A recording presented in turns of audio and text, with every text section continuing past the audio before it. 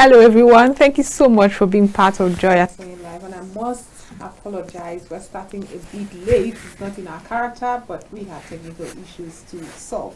Happy Democracy Day. I mean, as Nigerians celebrate Democracy Day today and the 30th anniversary of the June 12, 1993 presidential polls, which marked the historic day in the country where Nigerians came out en masse to choose their leaders, irrespective of their cultural, traditional, and religious affiliations. An election still adjudged or referred to as the freest and fairest poll till date. 30 years after, questions still come to mind. Have we strengthened the institutions established to promote the operations of democratic processes? That's the question we are asking today, and I'll be asking this to my guest, Ahmed Buhari, former vice presidential candidate of the African Democratic Congress. So good to have you join us. Thank you, Joy. It's good to be here. Yes. Okay. Let's start with President Bola Tinubu's address, national address, the Democracy Day address. Did it incite that unity and patriotism that it is supposed to in you? That's your personal feelings. Yeah, well, I think the mood of the country in the last 2 weeks or so has been rather optimistic.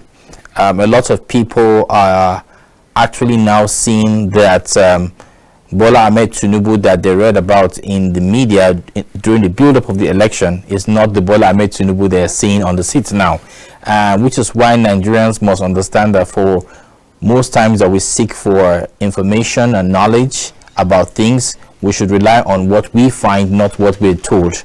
I'm excited about everything. I'm also excited that in the last couple of days, he has actually given Nigerians that renewed hope that indeed he's going to address some of the issues. In the first 48 hours, he had met with the security chiefs, which means that he's concerned about insecurity and how to address them. And then a few days ago, I saw him talking to the the traditional rulers, and I think the traditional rulers are a key aspect of our heritage, of our identity, and most importantly where we intend to go to as a people. The biggest problem I've seen in our constitution, for regardless of what people say, is how we have managed to subjugate traditional rulers to even report to local government chairmen who will be in office for either 2 or 4 years, as the case may be. But these are traditional rulers that the people hold on to, that the people align with, recognize, and see to be that leadership that they need to follow. In fact, not just do the people just follow them, but even the religious leaders in that space have to go through the traditional rulers. All of a sudden, traditional rulers have no say, almost nothing to say, and they just wait for some stipends from the center. I think that Bola Ahmed Tinubu giving them that recognition and that hand in friendship and collaboration really spoke a lot of volumes to me, and I'm excited about all of this. So many other things that I have seen happen in the last few days that I'm hoping that he does not make mistakes. The only thing that I didn't hear in that speech, and I was really yearning to hear, was yes, you have removed fuel subsidy. I expected that conversations around the cushion effect that would follow would have been discussed this morning, but they weren't. I'm hoping that the president does not get too carried away that Nigerians are just going to be fine with it, but tell us exactly how he wants to manage it. Now, how he wants to manage it would come from how much money you're going to be saving, what you intend to do with that money, and how Nigerians would have to hold on to see your books with regards to achievements based on monies that have been set aside for fuel subsidy removal, where they've been diverted to and what we are achieving. If I was the president of the Federal Republic of Nigeria, or if I was going to advise him, I would have advised that yes, you have removed subsidy from fuel. Can we take this subsidy now to food?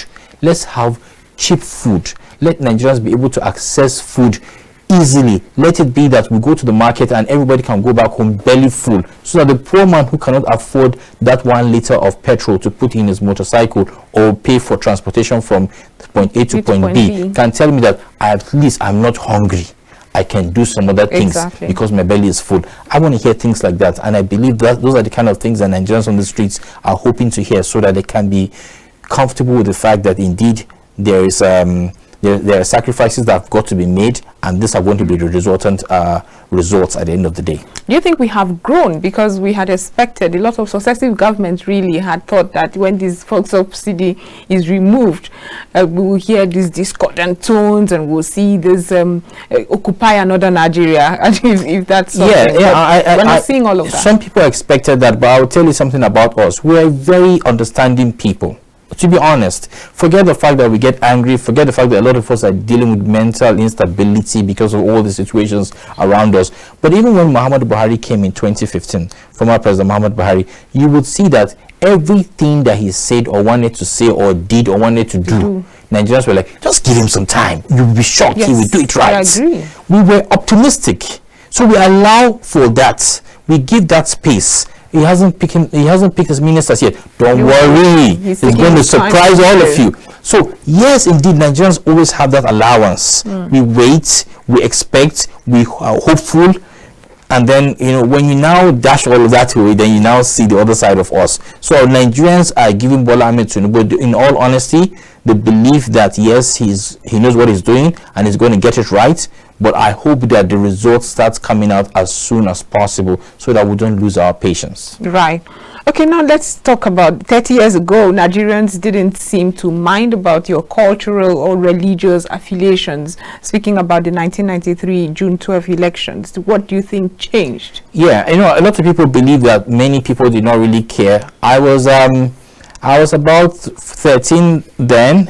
I remember in my small hometown in Kwantagora in Niger State, everywhere was MKO Abiola.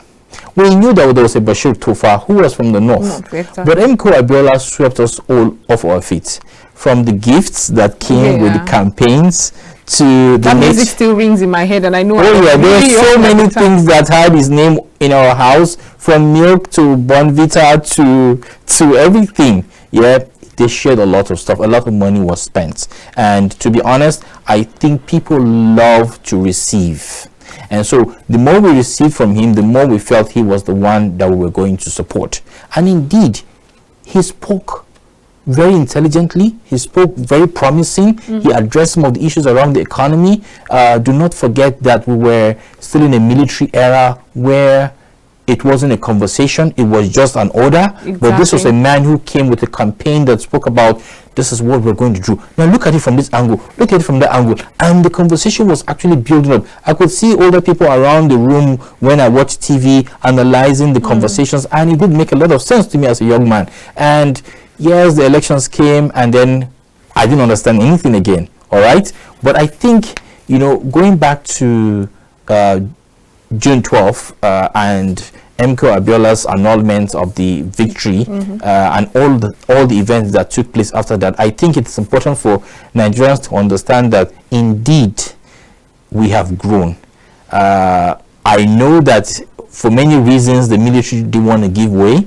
For many reasons, people were afraid to try something new. There were some people who were even more comfortable with the military than anything else that was going to come afterwards. These days, we're hearing those voices again. Yes, and I was in a circle of people recently, and I said, those who say that the worst civilian rule is still better than the best military rule should stop saying it, because the records or the results that we have seen do not actually show otherwise, which is why we should be careful how we make all those general rulings, because indeed the military boys were younger. I agree, there was a lot of agility, there was a lot of alacrity, they were not so patient, you couldn't criticize them, freedom of speech was not so free and all of that. Yes, we agree, but what about development? What about our educational system? What about agriculture? How much was being invested in all of these places? How many factories were working at that time? Did we have infrastructure like roads, like buildings? Most of the tall buildings you see around the country, more than 4-story, 5-story, they were built 30-40 years ago.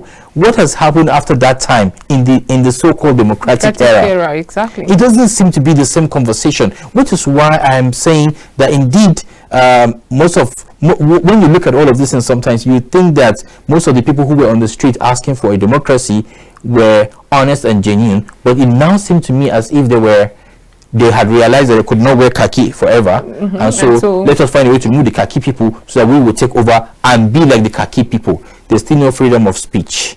There's still the economy is still how it is. So many things are not working. So the complaints are still the same from the last 50 years. So what has really changed?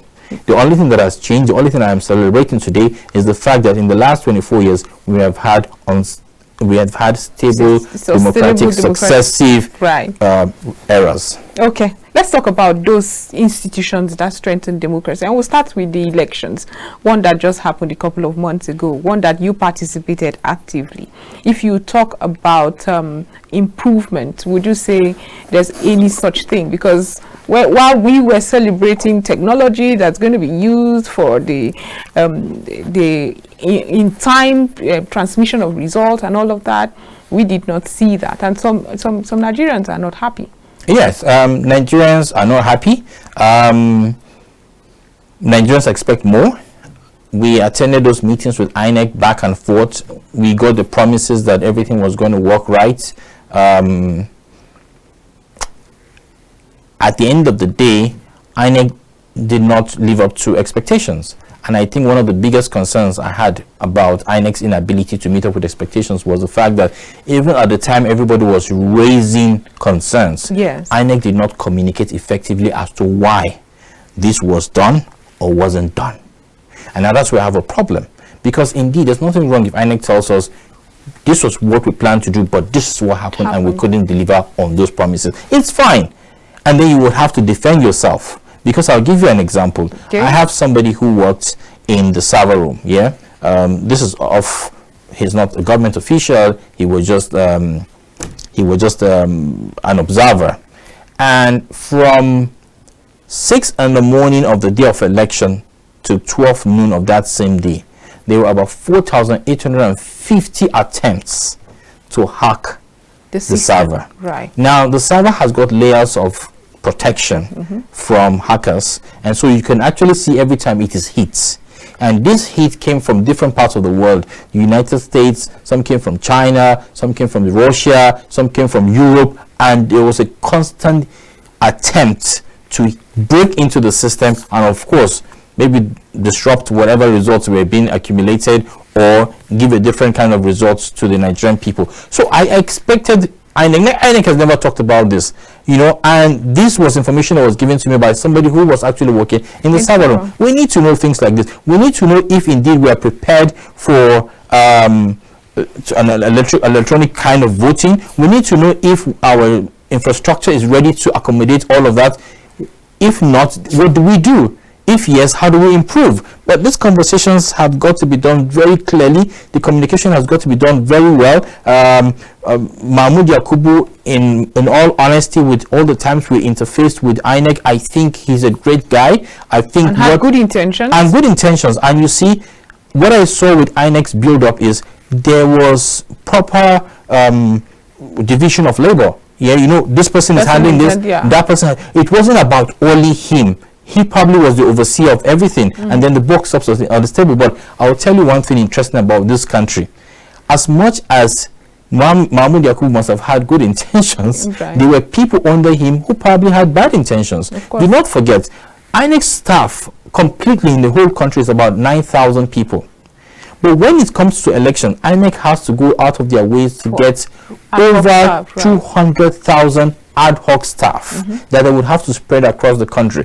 From corpers who will be polling unit agents to returning officers to REC members, and all of these people are people that we entrust to take care of the space for us, because one, they're in the educational sector, they're educated, they're enlightened, they know what is right, they know what to do better. But when they come to that space, they fail us. And that is why I keep reminding Nigerians that it's not really about INEC, it's not about the politicians, it's about Nigerians. How prepared, how determined are we in our little spaces to make sure that we are those change agents that we really want to see in the big picture?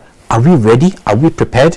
The question still lingers. Yes, but moving forward, if you have to, having appraised these elections, if you have to advise so that we see a saner electoral process, because a lot of the reason why some people are shocked by President Tinubu's emergence, first of all, is because they didn't take the time to know the man.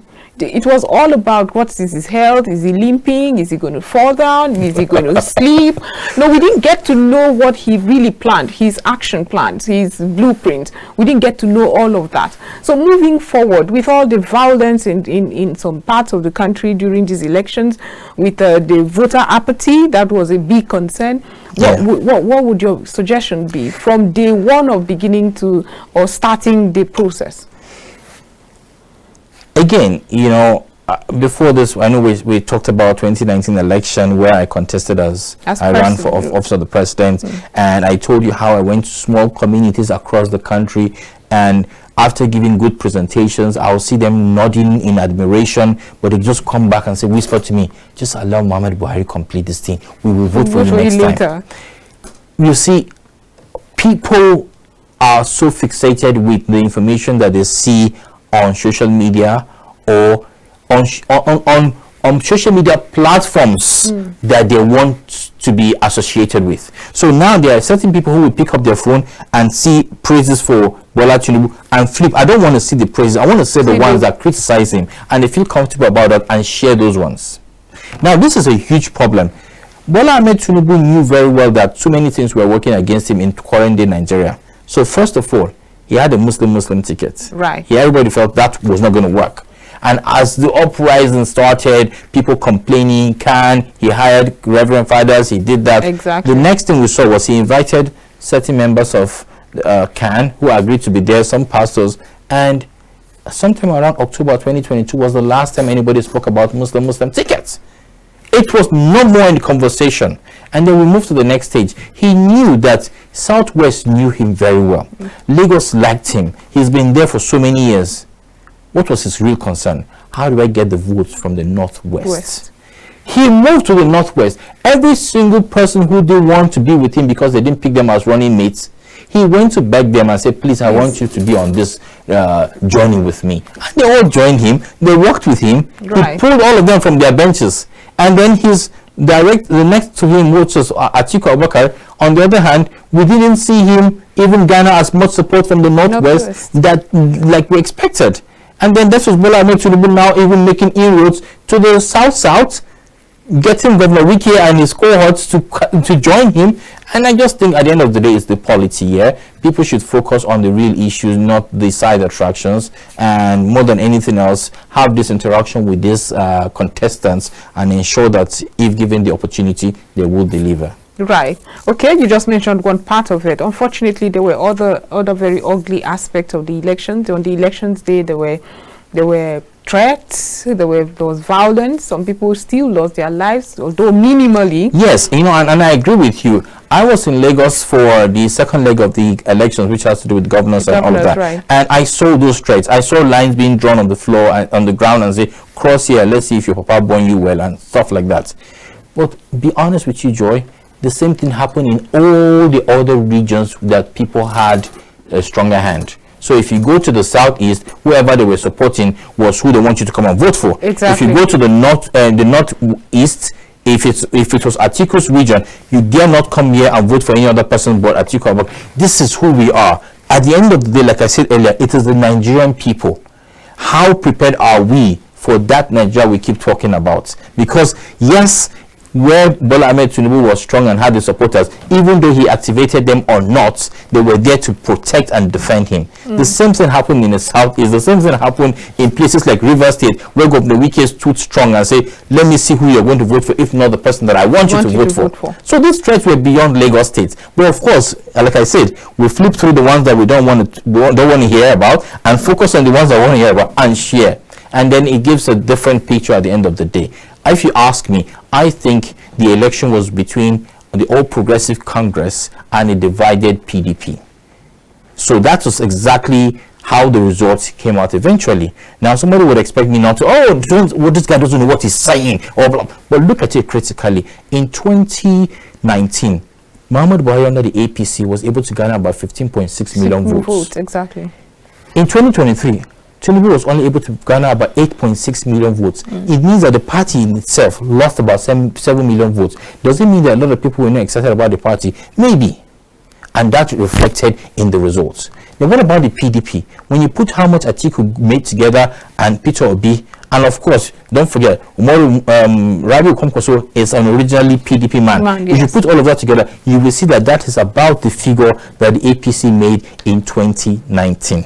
662, about 14 point something million votes, about 15 million votes. So what's happening here, it means that Nigerians must understand that if you want to go to the battle, you must put your acts together. And we kept saying, I remember Dumebika Chukwu and myself kept saying, if the PDP wants to win this, or the Labour wants to win this, there must be an alliance between both of them within the next 24 hours before the closure of the INEC's agreeable time to have those kind of alliances. You did have that conversation? Oh yes, we did have a press conference on that, and it's still on record everywhere. And they said, God forbid. But when the results came out, less than 24 hours later, I saw PDP here, Okowa seated, and Dati sitting and say, we are going to, I said, oh, you guys can sit together. Can you imagine? I could not believe it. So it means that at the end of the day, is it about you or the country? What are you really fighting for? What do we really want as a people? Somebody asked me in my earlier conversation today in one of the interviews I had, they said, as young people, what do you think this government can do for us? I said, as young people, let us ask for one thing. And that one thing that I want us to ask for is that a couple of days ago, I was seeing a specialist doctor, and on the list, on the form I was filling, I saw my name, my surname, my age, my blood group, and my state of origin. And I fill it every time. I say, I'm just not going to fill up the state of origin, because what relevance has this got to do with my health? Maybe people from a certain place are susceptible to... I don't even live there. It's irrelevant. All right, and these are the things, because look, we've dug in so deeply into our differences that a doctor can see a state of origin that he's not just comfortable with. In an era like this, when we have data, I believe that, except I know you personally, every national form that you submit, from education to healthcare, should have a unique number addressed to you, 6115. Exactly. That is Joy's number, so that whoever is addressing your document is not seeing you as Igbo, Yoruba, Igbo, Fulani, whatever. They just see you as a human being, as a Nigerian. You're right. So now you're asking me for my state of origin to fill up a medical form, so that what would happen? And that's the same way a man who is a very good professor, but because he's upset about certain ethnicity right now, he sees the form, he sees a script, Muhammad Abdullah Tukur, and then he's like, huh, I don't like these people. There's an instant bias that has been erupted, and at the end of the day, it is what trickles down to even appointments that are being made. People start telling you, oh, let us focus on some people from this region and that region. If at the end of the day we're able to just focus on competence and who has the best results, you will see that people will be comfortable, because those best results will give us the best, those best individuals will give us the best results. And that is how I see this country. I said, if we can come together as young people and even fight for the eradication of state of origin from national documents, it is one step closer to getting the country that we deserve.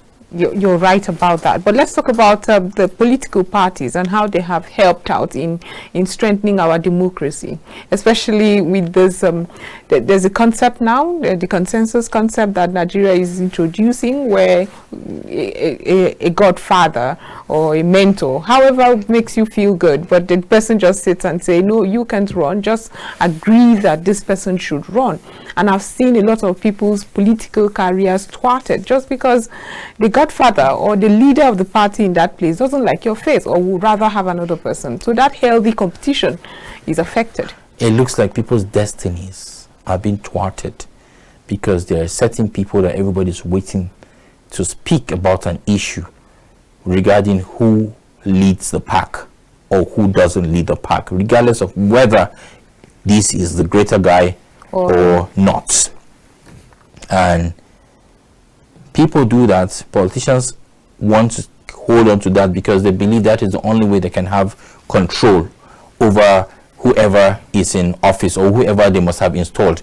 But I tell you sincerely, if we can do away with this and allow processes to flow on their own, we would have a healthier democracy. Right. I know you're asking a question with regards to what's happening in the National Assembly or the Senate, generally the National Assembly. It looks like everybody who's going to be emerging will be persons that the president has or is comfortable with. Well, I was not asking that particularly. It cascades down to all the even in local government, even who wants to run for local government chairman, who wants to run, certain people have to decide, and it is wrong. And I don't know why people are afraid. The only reason why I would be afraid on who succeeds me is going to be on how well I had run the space during my time.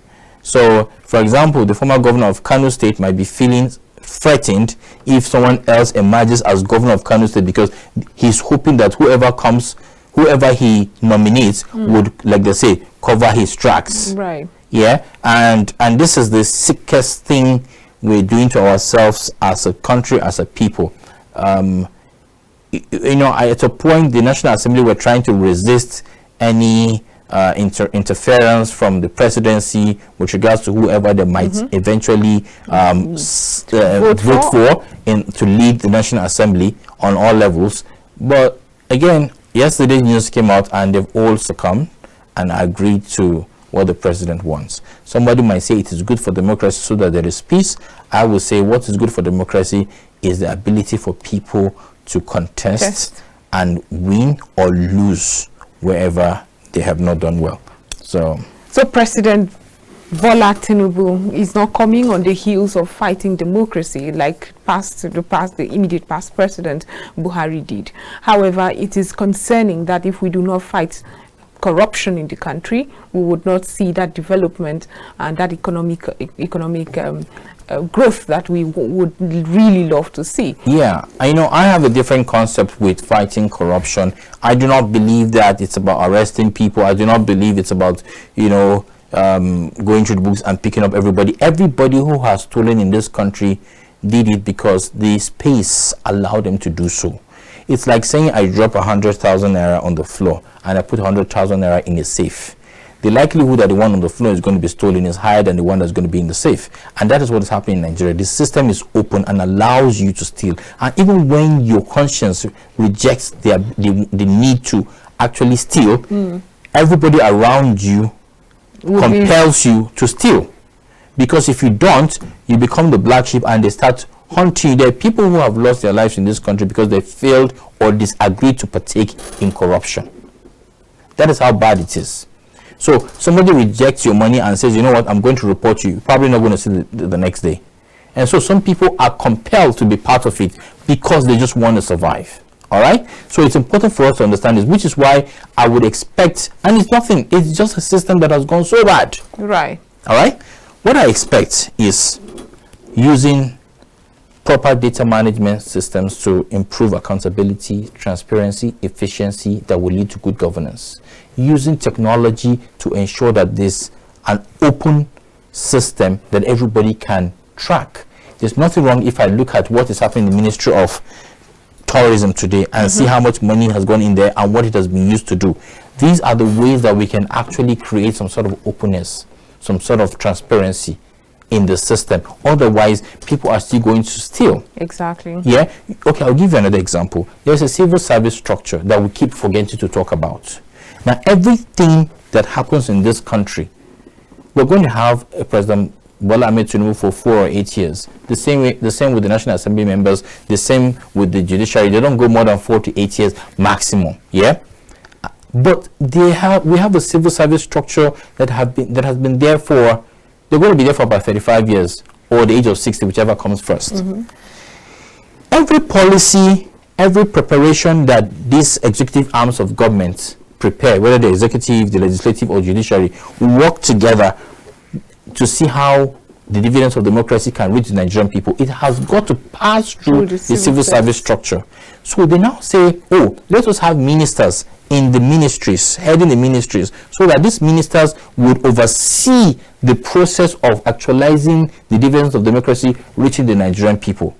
All right? It now starts coming. Money, this is what we want to do, this is the budget, get the money, push it to the Ministry of Education. And it goes to the Ministry of Education.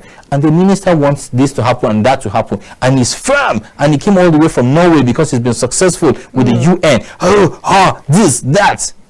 And then 2 years down the line, he has not achieved anything. And everybody's like, What's I thought happening? you had I thought they had it all together. Yes. At the end of the day, on his knees he goes, crawling before the palm sec. I'm sorry, what do we do? I thought you would never come. This is how we normally do it. But are you going to blame the civil service completely for all of this? Not really. Everybody who goes into the civil service wants a better life. But they're still struggling with minimum wage that is around 50,000 naira that we know does not even take care of their transportation. 50,000, where did you get that? Still at 30,000. Exactly. I'm just, just trying to, worst case scenario. There's some ministries that are doing better than others, right, with regards to payments, of salaries. Now, you're now telling these people to come all the way from wherever they're coming from, probably on Wembiri. He comes all the way and he gets a small apartment at Wembiri. He gets married, things get tougher, he moves to Wembiri, and then every day he's in the vehicle coming to work. Meanwhile, it's a public transport. He's thinking, how do I defraud Nigeria today? That's all that's on his mind. Because he needs to survive. What stops us from having a system that incentivizes welfare for civil servants? So that the day I get into the civil service, I know that my housing, I start a rent to own a house. Right. So that I know that, my house is assured. What stops us from having affordable health care? So there is health insurance for civil servants, regardless of whatever happens to you, from level 1 to level 3 million. Whoever you know that you have healthcare cover. And then affordable schools for your children, so that you have subsidized school fees that has to be paid for children of civil servants going to government-owned schools. At that rate, the day that you say, principal of go and look at that school to make sure that they have done the project properly, you will come back and say they haven't done it properly, because that is where my child goes to. But now, nearly all of them have their kids preparing themselves to leave the country. We have people who are calling in Sambisa Forest, risking their lives.